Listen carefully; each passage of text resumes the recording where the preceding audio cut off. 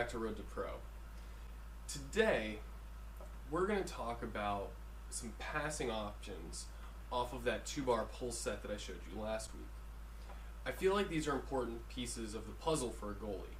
I really wanted to touch on them this week specifically because we just got off of the 2-rod last week, and I think this will add a couple more options and make you more of a threat from goal and open up some of those shots that we were teaching you last week. These passes are specifically set up with this pull shot series so that it will open up other holes for you to shoot again. Let's jump on the table and talk about it a little bit. Alright everybody, I'm going to apologize in advance. I had the flu all week, so this is probably going to be a shorter episode than normal, but I wanted to get something out to you guys that I think will really help your game, and it's not going to kill me in the process. So, we're here on the wall, set up for our pull shot series. Alright, the defense I currently have set up is just kind of random, but you'll get the idea. The first pass, so first of all, the ball's going to be back behind the rod, just like I showed you guys for the pull shot. There's a couple reasons that I like it specifically behind the rod for this passing series, and we're going to go over that as well. Now, here's something interesting that I didn't really talk about when we were practicing the pull shot, but I think it's good to mention now, and it has to do with setting up the ball. When you set up the ball, you cradle the ball back and forth between these two guys. This guy will be actually straight up and down. That'll be pretty much the perfect spot for you to have the ball. Now here's something interesting. For this passing series, when you set the ball up, go around this way when you set it up to take your pull shot. And I'm going to explain why here in a few minutes. But if you do it the same way every time, okay, it allows you to do that pass down the wall. Now, I don't have a friend with me here to catch these passes, so that's going to happen. But you'll get the idea anyway. Now, can you just set the ball up, wait for forever, like you're going to shoot a pull shot, and then go down the wall? Absolutely. Now, what makes this pass good? Well, it hugs the wall all the way down. They have to be on the wall with one of these two sets of guys, either the 3 or the 5, to block this pass. Now, how I've used this pass personally is if they sit on the wall with their 5-bar, for my forward, I'll actually intentionally hit it into this guy. My forward knows this. So afterwards, after I hit the ball, it's going to actually come back off of this guy and roll right to his 5-bar. It's almost like a pass.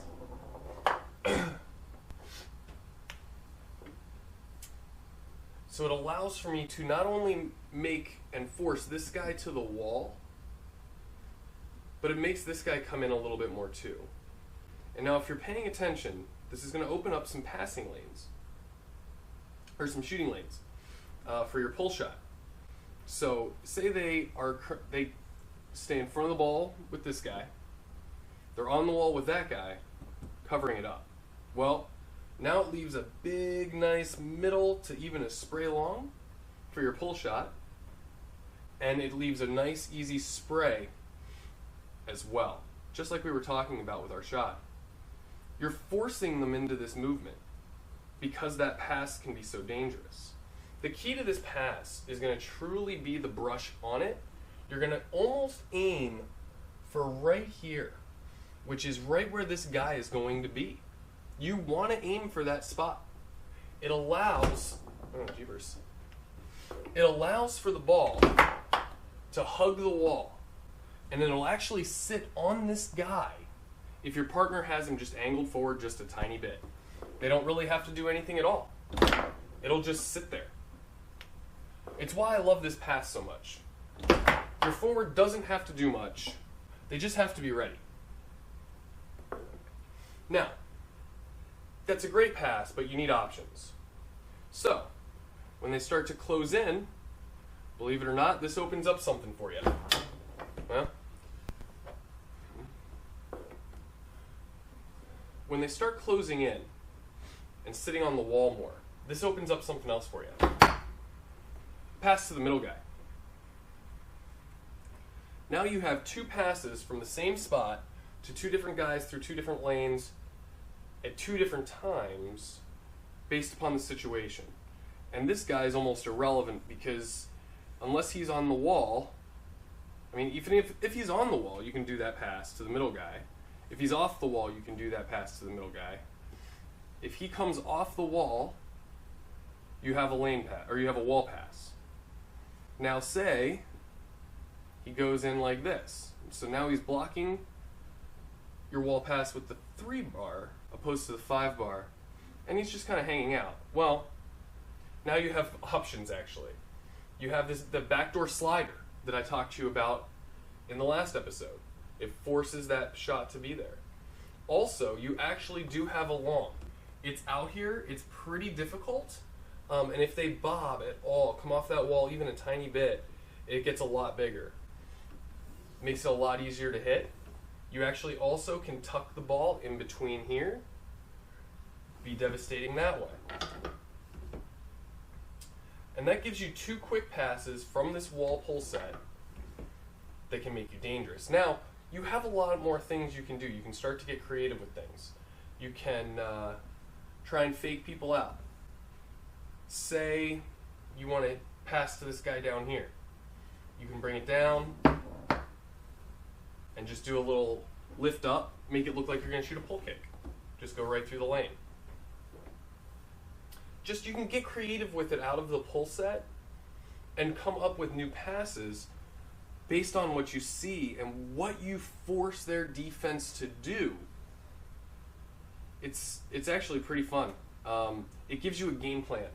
So now you have these shots, and you're picking holes and you're shooting.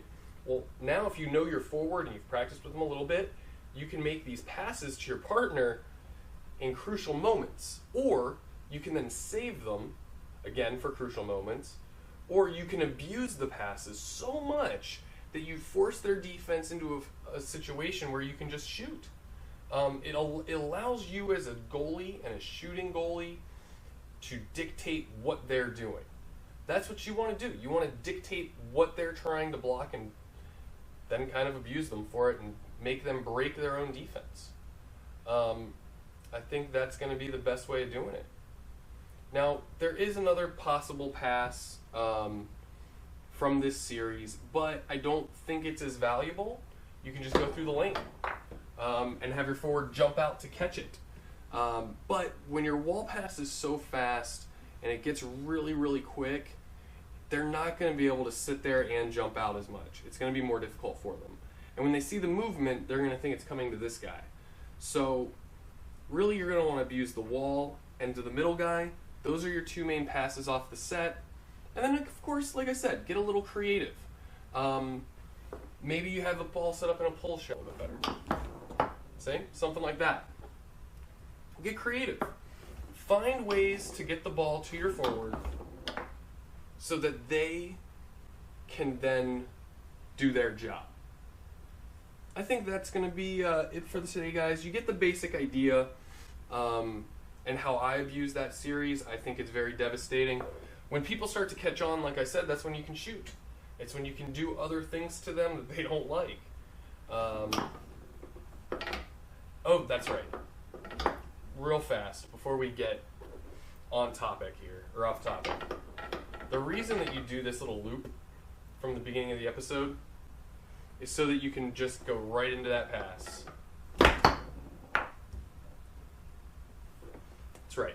You want to remember this. The reason you do this little loop when you set up the ball every time, you want to just loop around the ball to set up, because once you get good at it, that loop becomes a part of the pass. You can go straight into it. You don't have to do it every time. You don't have to pass from there.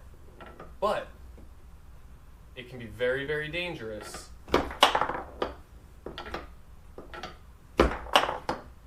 And cause other teams a whole lot of headaches. Again, everybody, I want to apologize for the shortness of this episode. Like I said, I had the flu. I wanted to get another video out for you guys on Monday. and that was probably the best video that I could put together while being sick, and not trying to overexert myself and put myself back into the doctor's office. But I think that stuff's really important, though. I wouldn't have shown it to you otherwise. I would have just said, hey, I'm sorry, no video this week. But I feel like that's something that, as a goalie, you really need to move forward and move up the ladder from rookie to pro. Thanks, guys, for watching. If you like this episode, do me a huge favor. Click over here. If you want to watch my last episode of Road to Pro, click over here. Appreciate it, guys. It means a lot. Comment down below what the next type of episodes you'd like to see, what you'd like to learn next on Road to Pro. Thanks, guys. Happy foosing.